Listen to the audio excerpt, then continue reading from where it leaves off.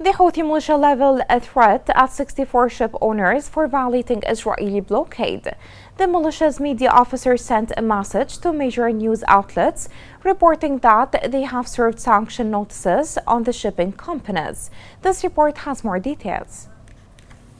The Houthi militants in Yemen are continuing their pressure campaign, reporting they have warned 64 ship owners of the consequences of continuing to call in Israeli ports. The group's media officer sent a message to major news outlets reporting that they have served sanctions notices on the shipping companies. According to the notice, the sanction notices were sent to the ship owners in July after the Houthis resumed their campaign against shipping.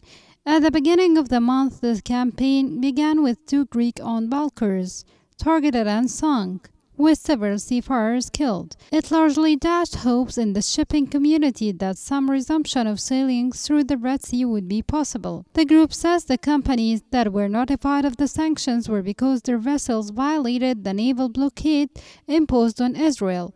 These vessels are hereby prohibited from transiting the Red Sea, Bab el-Mandeb Strait, the Gulf of Aden, and the Arabian Sea, and will be subject to targeting when they fall within the reach, the Houthis said. The sanction notices, the group says, were warnings, and the companies of the violating vessels shall bear the consequences. They write that the notices were to help companies avoid the risks of violating the Houthis' ban on Israel. The Houthis, however, warned that the sanctions may be expanded to include entities engaged in dealing with the companies violating their sanctions. The Houthis military arm posted an online warning this week, highlighting that it was tracking ship movements between Egypt and Turkey, and citing by name 9 ships it said were violators of the embargo. It included ships among the list of vessels that it said had called at Israeli ports.